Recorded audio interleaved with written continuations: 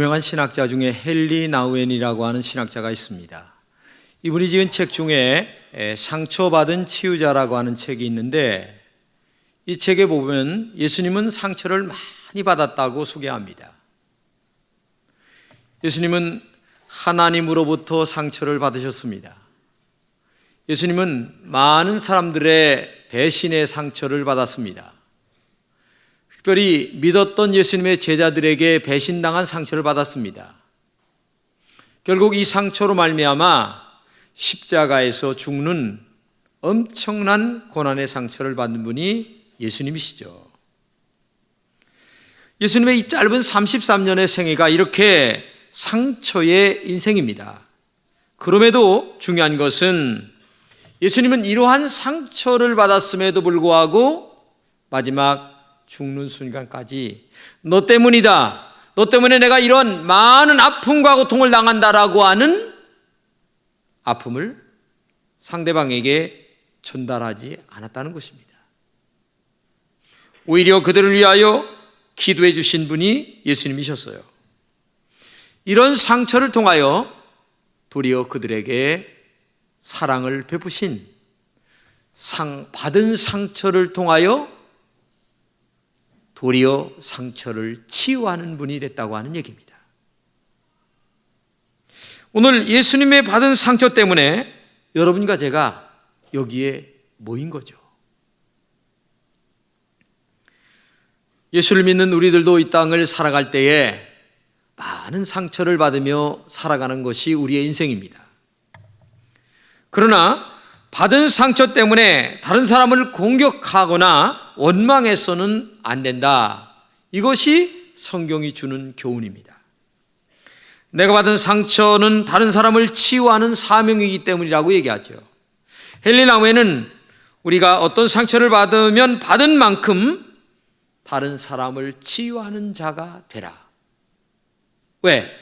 그 상처로 말미암아 내가 더 많은 경험을 많이 한 사람이기 때문에 그렇게 이야기하고 있습니다. 가난 때문에 상처를 겪는 분이 있으십니까? 이제는 배고픈 이웃들을 치유하는 분들이 되십시오. 내가 옛날에 배가 많이 고팠어. 그런데 배고플 때에는 힘들지만 그래도 이렇게 살아가는 거야 하면서 그 배고픈 사람들을 위로하는 자가 되어야 된다는 얘기죠. 어려서부터 부모로부터 형제로부터 버림받고 자란 분들도 많이 계시죠. 그런데 내가 이제 밥 먹고 살 정도 되니까 오히려 부모들을 학대한다든지 형제들을 미워한다든지 하면 내가 받은 부가 아무런 의미가 없다는 사실을 알아야 되죠. 그러한 아픔과 고통을 가슴에 안고 원망하며 살아가는 사람들이 그리스도인이 아니란 얘기입니다. 오히려 나와 같은 상처를 입은 사람들에게 위로하고 치유하는 자가 되라, 이렇게 말씀하고 계세요. 내가 암병에 걸렸다가 나았어요. 그러면 야, 나 병 고쳤다, 나았다, 감사하다, 나만 기뻐하라는 얘기가 아닙니다. 오히려 나와 같은 병든 자를 찾아가서 위로하면서 나도 하나님의 은혜를 이렇게 나았어요.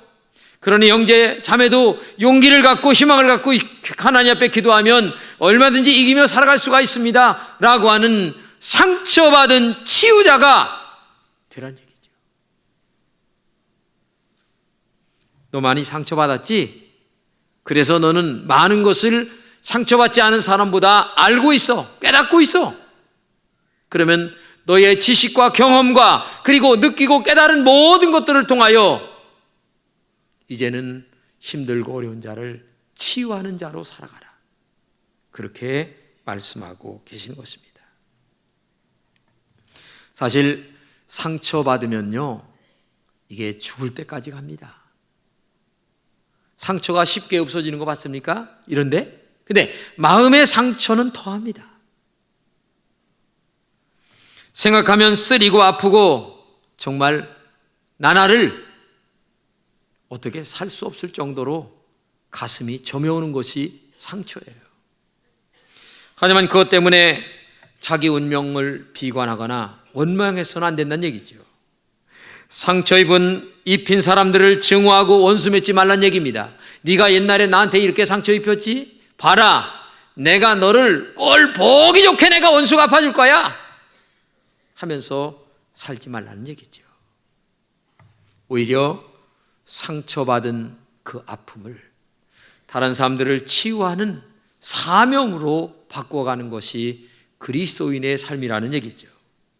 그러기 위해서 상처를 상처로 두지 말아야 합니다. 오히려 상처를 은혜로 바꾸어야 합니다. 하나님의 은혜로 생각하며 상처 입은 치유자가 될 때에 완성된 그리스도인으로서 살아갈 수 있다는 얘기죠. 예수님은 하나님의 아들로서 얼마나 많은 상처를 받았습니까? 그런데 나중에 부활의 은혜를 받게 되잖아요. 그런 예수님은 많은 사람들에게 상처를 입고 수고하고 무거운 짐에서 느끼는 이 모든 세상 사람들을 치유하는 우리의 구세주가 되셨다는 얘기죠. 그러니까 오늘도 나에게 아픔이 있습니다. 상처가 있습니다. 그 상처가 말할 수 없는 고통인 것은 압니다. 그러나 신앙과 믿음과 말씀으로 이것을 잘 이겨서 소화를 잘 시켜서 다시 이제는 치유하는 사람으로 내가 거듭날 때에 그 사람이 진정한 하나님의 자녀다라고 우리가 말할 수 있는 거죠. 이 세상에는 허물도 없이 의롭게 자랑스럽게 살아가는 사람들도 있습니다. 그러나 부끄러운 허물이 오히려 자랑스러운 분도 있습니다. 그렇잖아요?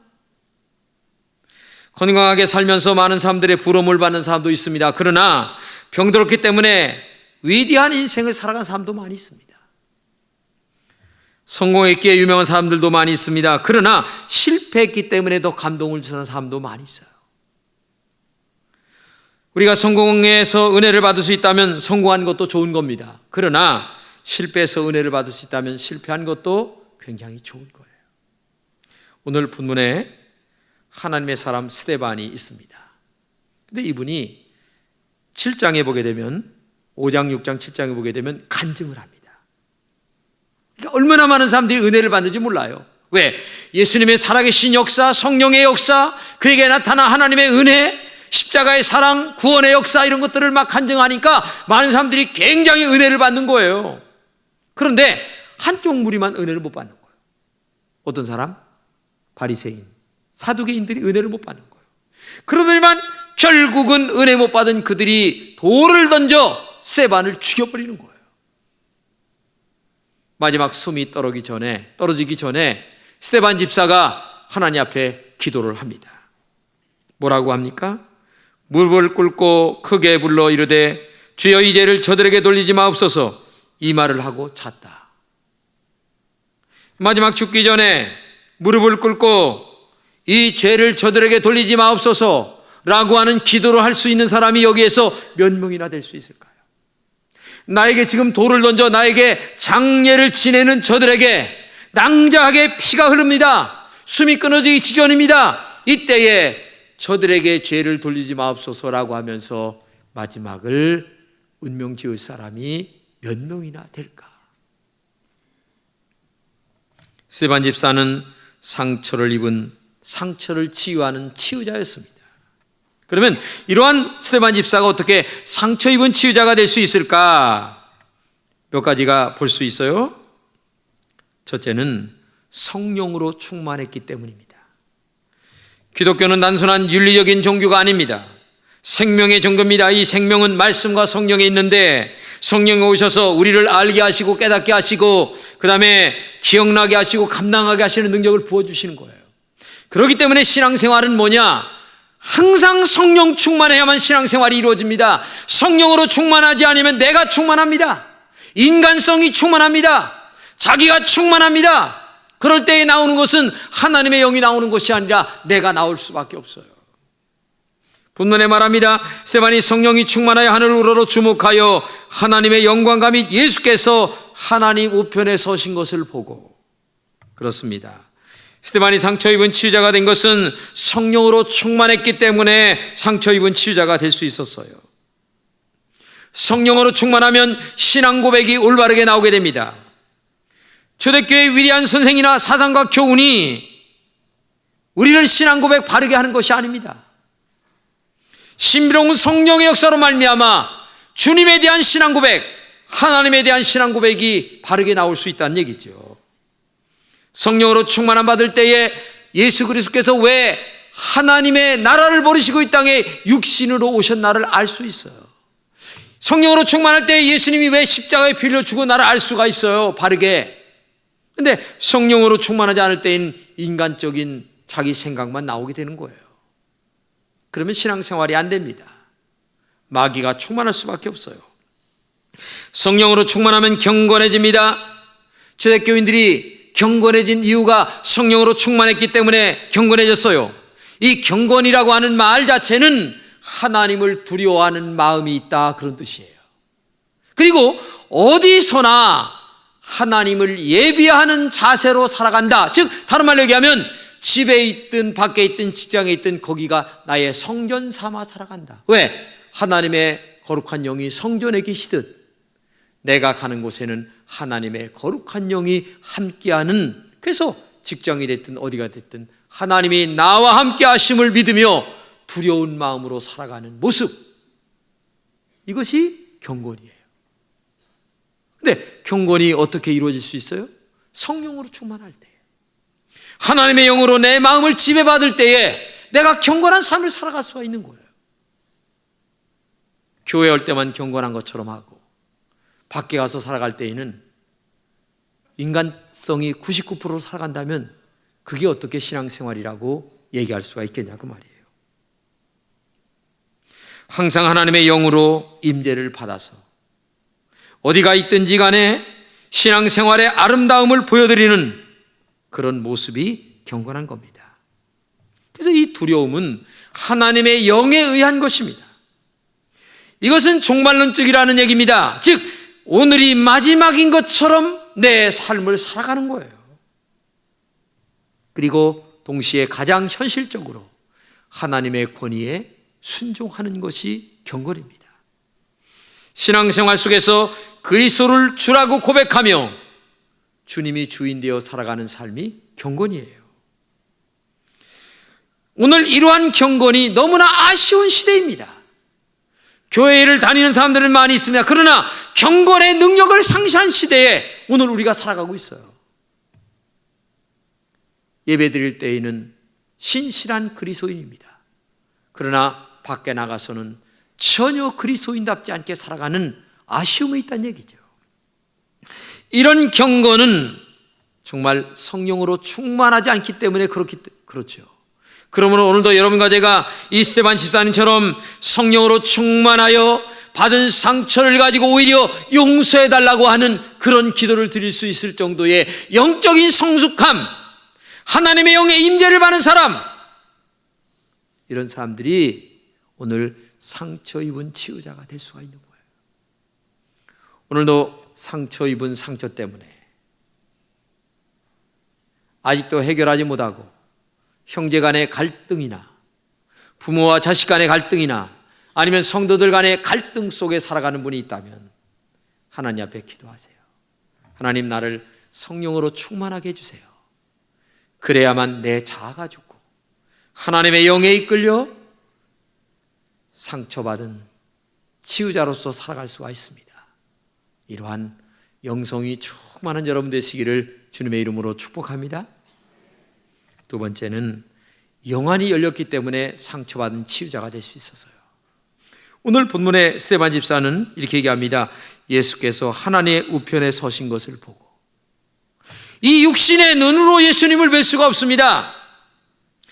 주님을 뵙기 위해서는 영안이 열려야 돼요. 그래서 기도하다가 영적인 눈이 열린 분들도 많이 있잖아요. 성경 보다가 영적인 눈이 열린 분들이 많이 있어요. 그러므로 오늘도 여러분과 제가 하나님 우편에 서신 것을 어떻게 볼 수 있느냐? 영안이 열린 사람만 보는 거예요. 여러분, 사람이 가질 수 있는 눈들이 많이 있습니다. 이런 사물을 보는 눈이 있죠. 그 다음에 어떤 이치를 볼 수 있는 과학의 눈도 있습니다. 많은 지식을 알 수 있는 지식의 눈도 있어요. 그리고 영안도 있습니다. 영화는 하나님의 눈으로 보는 거예요. 사람이 가질 수 있는 지식도 몇 가지가 있어요. 힘도, 모여서 나오는 체력, 돈에서 나오는 재력, 지식에서 나오는 지력, 힘에서 나오는 군사력. 그러나 하나님이 주시는 영적인 힘도 있다는 것을 알아야 됩니다. 하나님이 주시는 힘을 영력이라고 합니다. 이것을 갖다가 능력이라고도 얘기하죠. 우리가 과학의 눈도 떠야 합니다. 아니면 육신의 눈도 떠야 합니다. 지식의 눈도 열려야 합니다. 하지만 그리스도인들에게는 한 가지 더 있어야 되는데, 그게 뭐냐면 영적인 눈이 열려야 된다는 거죠. 영안이 열려야 신령한 세계를 봐. 여러분 생각해 보세요. 내가 지금 여기를 보고 살아갑니다. 근데 어떤 사람을 통하여 이것보다 더 나은 가치 있는 여기를 알게 됐어요. 그러면 이거를 포기하는 거예요. 그렇지 않아요? 아니, 여기를 알았었는데 이거보다 더 신령한 영적인 세계가 있는 것을 내가 영안이 열려 봤어요. 그러면 이 가치를 내려놓는 거예요. 왜? 신령한 더 영적인 세계가 있기 때문에. 이것을 알았기 때문에 제가 목사가 된 거고 여러분들에게 이런 설교를 하는 거지, 그냥 하는 게 아니에요. 여러분, 육신의 눈이 밝은 것 얼마나 축복입니까? 그러나 이 눈도 밝아야 되겠지만은 영적인 눈이 밝은 것은 진짜 축복이에요. 할렐루야. 그러므로 오늘도 부탁드립니다. 영안이 열릴 때에 영적인 것을 보고 신령한 나라를 보고 주님의 음성을 봅니다. 그리고 이 땅에 있는 것들이 영적인 것보다 가치 없다는 사실을 알게 되고 신령한 세계에 대한 목적과 그리고 희망을 가지고 산다는 것을 기억하고 성령으로 충만하셔서 영안이 열리는 여러분 되시기를 주님의 이름으로 축복합니다. 세 번째는 모든 것을 하나님 앞에 의탁했습니다. 성경에 보면 너희는 모든 것을 하나님을 의지하며 살라고 하는 얘기가 성경 전체 도배를 했어요. 그러나 사람들은 사람을 더 의지합니다. 돈을 더 의지합니다. 권력 있는 자를 더 의지합니다. 믿음의 사람은 사람들보다 돈보다도 하나님을 훨씬 더 의지해야 되는데, 사실 신앙생활 우리가 하지만 얼마나 사람보다 하나님을 더 의지할까? 정말 안타까운 일이죠. 본문에 시다반 집사님이 이렇게 얘기합니다. 주 예수여 내 영혼을 받으시옵소서. 마지막 돌에 맞아 죽는 이 순간에도 하나님을 온전하게 의지하는 이 스데반 집사의 영적 모습을 볼 수가 있습니다. 정말 스데반 집사는 사람보다 하나님을 의지했습니다. 그래서 상처 입은 치유자의 삶을 살아갈 수가 있는 거예요. 사람보다 하나님을 더 의지하니까 하나님이 영안을 열어주셔서 신령한 세계를 보게 만들었습니다. 그러니 영적인 세계를 보았던 이 스데반 집사가 얼마나 하나님을 더 영적으로 의지하다 보니까 그에게 능력이 나타나고 그에게 용서해 주세요라고 하는 기도를 할 수가 있는 거예요. 인간의 힘으로는 안 되잖아요. 어떻게 나에게 상처 준 자를 용서할 수가 있겠어요? 근데 인간의 힘으로 안 되니까 하나님이 영적인 힘으로 하라. 그래서 기도하실 때에 나는 내 힘으로 안 돼요. 내가 인간적인 힘으로는 안 돼요. 하나님, 나에게 영적인 힘을 주셔야만 내가 용서할 수 있고 사랑할 수가 있습니다. 우리가 그런 기도를 해야 되는 거예요. 우리가 사람을 의지하지 말아야 될 이유가 있어요. 첫째는 사람은 힘이 없어요. 한계가 있어요. 또 하나는 사람은 변합니다. 오늘의 결심 내일 변합니다. 오늘의 다짐 모레 변합니다. 이게 인간이에요. 믿을 사람 아무도 없어요. 오직 전능하신 하나님 한 분만 믿을 수밖에 없어요. 성경에 이렇게 얘기합니다. 너희는 이웃을 믿지 말며 친구를 의지하지 말며 내 품에 놓은 여인에게라도 내 입의 문을 지킬지어다. 아유, 마누라도 믿지 말랴. 오직 하나님만 바라봐야 됩니다. 믿음으로만 바라봐야 돼요. 또 사람은 영원하지 않습니다. 여러분, 인간의 마지막은 죽음을 향하여 가는 거예요. 성경이 이렇게 합니다. 너의 인생을 의지하지 말라. 그의 호흡은 코에 있나니 수에 칠 가치가 어디 있느냐. 숨 딱 끊어지면 끝장난다는 얘기예요. 근데 그거를 언제 알 수 있겠어요? 지금까지 사는 것만 해도 감사하지. 하나님의 은혜죠. 100을 살아도 인간은 죽는 거예요. 한계가 이거를 놓치면 안 되는 거예요. 그래서 인생에 한계가 있다는 것을 알고 관계 중심, 인간관계 잘하고 물질관계 잘하고 신앙관계 잘하면서 자기를 다스리며 살아가야 되는데 뭐 천년 만년 살 것처럼 뭐 어쩌고 저쩌고 그러는데 별 수 없어요. 하나님이 부르시면 가는 게 인간이야. 그렇기 때문에 오직 의지할 것은 하나님밖에 없는 거예요. 스데반 집사는 온전하게 하나님만 의지했습니다. 그러다 보니까 마지막 죽으면서도 용서해 주세요. 상처받았지만 상처를 치유하는 자로 살아갈 수가 있었던 얘기죠. 우리 오기 전에 당회를 했습니다. 장로님들이 말씀을 하셨어요. 그래서 나는 하나님 앞에 기도할 때 그랬어요. 하나님, 당회에서 이루어지는 대로 모든 것을 다 맡기겠습니다. 그래서 모든 일이 아름답게 잘 결정이 됐어요. 하나님께 맡기니까. 우리가 이 자리에 가지고 온 모든 고통을 주님께 내어놓으십시오. 십자가에 달리신 예수님께 모든 것을 묶어야 됩니다. 예수님은 나의 가난 속에서도 함께 고통하십니다. 예수님은 나의 병들었을 때에도 함께 고통하십니다. 그러므로 나의 가난과 고통과 괴로움과 나의 아픈 상처의 모든 것들을 십자가에 내어놓고 주님과 나와 함께 믿음으로 묶어 나갈 때만이 진정한 치유의 역사가 나타나기 시작한다는 것을 기억해야 되는 거예요. 우리가 예수를 믿는다는 것이 뭡니까? 크게 두 가지예요. 하나는 예수를 믿고 구원받아 천국 가는 거예요. 이것이 가장 중요한 거예요. 나는 오늘 이 자리에 계신 여러분들에게 이 영적인 은혜가 여러분들에게 임하여 구원의 역사를 다시 한번 확인하는 은혜가 있기를 주님의 이름으로 축복합니다. 두 번째 중요한 게 뭐냐?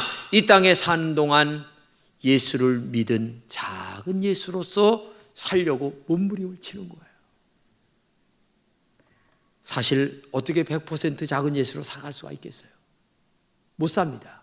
그러나 그것을 깨닫고 내가 이러면 안 되는데 하면서 날마다 회개하고 또 작은 예수로 살려고 몸부림을 치고 그래서 시간이 가면서 나도 모르게 성숙해져 가는 거예요. 신앙인의 모습이 조금 보여야 되는 거예요. 그래서 10년 다닐 때와 20년 다닐 때와 안수 집사 때와 아니면 평신도 때와 뭐가 좀 달라져야죠. 삶의 목적이 달라지고 사는 이유가 달라지고 이렇게 달라져 가는 것이 신앙생활이에요. 그때에 뭐가 됩니까? 많은 상처를 받았지만 이제는 도리어 상처를 치유하는 하나님의 성숙한 종으로서 마치 스데반 집사님처럼 용서해 주세요. 이런 기도할 수 있는 영역과 능력이 여러분들에게 있기를 주님의 이름으로 축복합니다.